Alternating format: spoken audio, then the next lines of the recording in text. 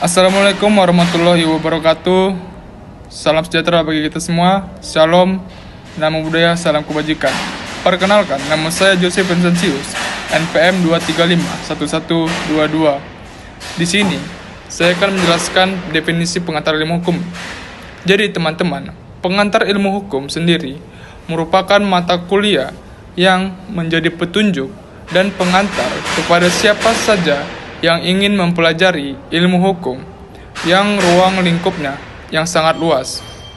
Menurut para ahli jurzon, ilmu hukum adalah ilmu pengetahuan yang mencakup dan membicarakan segala hal yang berhubungan dengan hukum.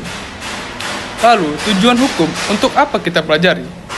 Jadi, perlu kita ketahui bahwa untuk mempelajari ilmu hukum, kita akan mengetahui dan memahami sistematika dan susunan hukum yang berlaku di Indonesia untuk melaksanakan tata tertib di kalangan masyarakat dan peraturan-peraturan yang diadakan oleh negara. Dari tadi kita sudah membahas tentang ilmu hukum. Lalu, hukum itu sebenarnya apa sih? Jadi teman-teman semua, hukum dapat kita artikan sebagai aturan-aturan perilaku yang dapat kita terapkan untuk mengatur hubungan antar manusia atau secara individu dan antara manusia dengan masyarakatnya. Lalu, tujuan hukum untuk dalam masyarakat itu untuk apa sih sebenarnya? Jadi, saya mengambil pernyataan dari CST Council.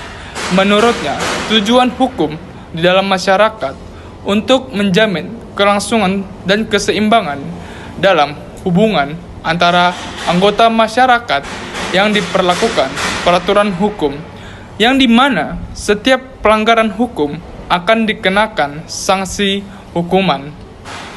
Coba deh teman-teman bayangin, jika di dalam kehidupan bermasyarakat tidak ada hukum yang mengatur kehidupan mereka, tentu masyarakat sekalian akan sewenang-wenang untuk melakukan segala tindakan yang mereka inginkan, dikarenakan tidak ada hukum yang mengatur mereka.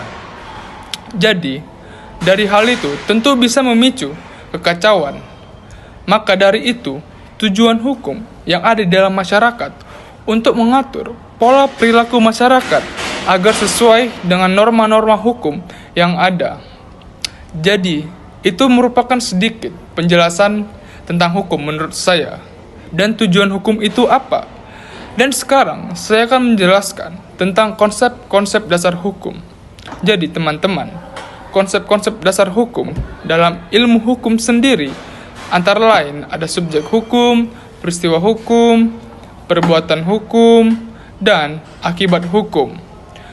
Pertama, saya akan menjelaskan subjek hukum. Subjek hukum adalah orang atau badan hukum yang memiliki hak dan kewajiban dalam hukum sendiri, yang dimana subjek hukum terdiri dari orang atau dalam bahasa Latin naturalistic person dan badan hukum rights person.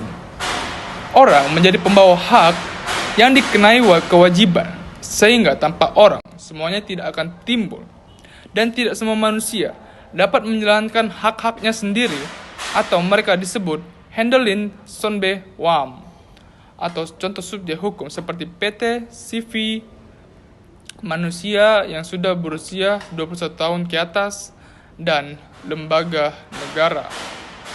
Hukum sendiri adalah aturan yang mengatur perilaku manusia dalam masyarakat.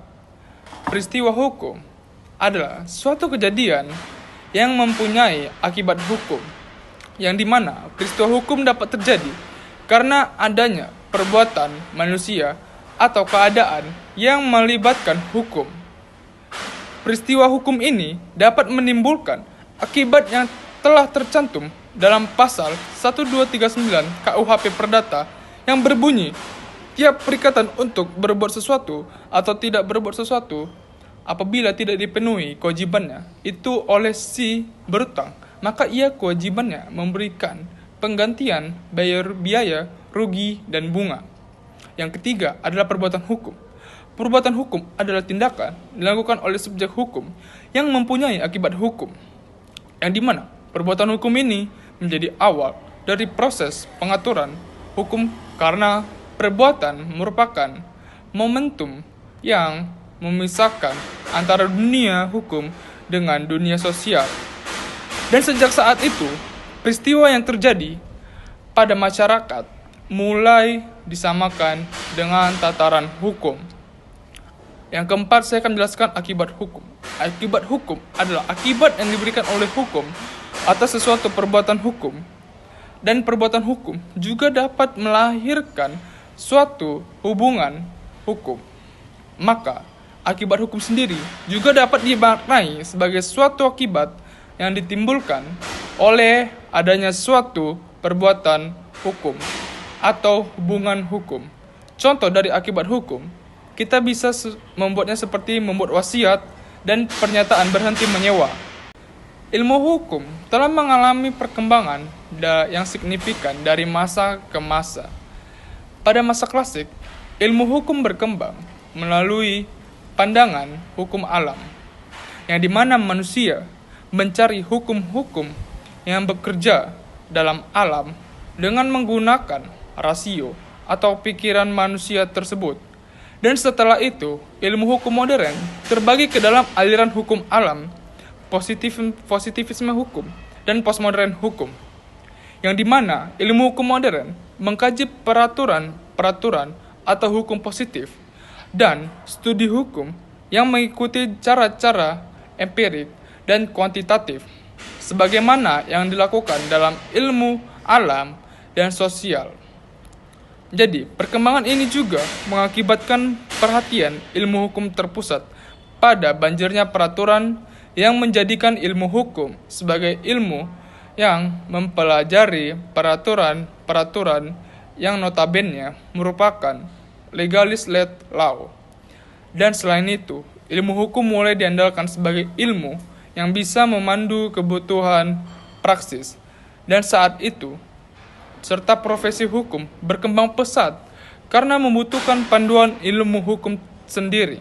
Perkembangan ilmu hukum selalu terkait erat dengan perkembangan masyarakatnya, seperti dampak globalisasi pada perkembangan pemikiran dalam ilmu hukum. Dalam kehidupan sehari-hari, ilmu hukum memengaruhi perilaku dan interaksi sosial kita, serta membantu kita dalam mengambil keputusan yang lebih bijaksana dan sesuai dengan peraturan yang berlaku. Jadi, ilmu hukum juga mempengaruhi kehidupan dan keputusan kita sehari-hari melalui penerapan prinsip-prinsip hukum dalam kehidupan kita, seperti dalam sistem hukum, perlindungan kebebasan, dan perlindungan hak individu. Hukum juga mempengaruhi tindakan kita melalui peraturan-peraturan yang harus ditaati secara individu, masyarakat, dan organisasi juga. Selain itu, hukum juga mempunyai peran penting dalam melindungi hak asasi dan memberikan kebebasan yang adil kepada setiap warga negara. Salah satu contoh konkret penerapan prinsip-prinsip hukum dalam kehidupan nyata adalah penerapan prinsip negara hukum di Indonesia, yang dimana prinsip negara hukum di Indonesia didasarkan pada unsur-unsur negara hukum secara umum, yaitu adanya upaya perlindungan terhadap hak asasi manusia dan adanya pemisahan atau pembagian kekuasaan, serta adanya pelaksanaan kedaulatan rakyat, dan juga adanya penyelenggaraan pemerintahan yang didasarkan pada peraturan perundangan yang berlaku. Dan selain itu, penerapan prinsip hak asasi manusia dalam pembentukan produk hukum oleh pemerintah daerah juga merupakan contoh konkret penerapan prinsip-prinsip hukum dalam kehidupan nyata. Dari materi yang sudah saya bawakan dan saya jelaskan tadi, saya akan menjelaskan beberapa poin-poin penting yang ada. Yang pertama, ilmu hukum memiliki konsep-konsep hukum seperti subjek hukum, hukum sendiri, peristiwa hukum, perbuatan hukum, dan akibat hukum. Dan yang kedua, ilmu hukum dapat menjaga masyarakat agar selalu tertib, memahami prinsip-prinsip hukum.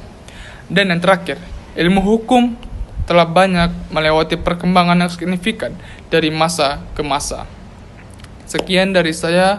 Assalamualaikum warahmatullahi wabarakatuh.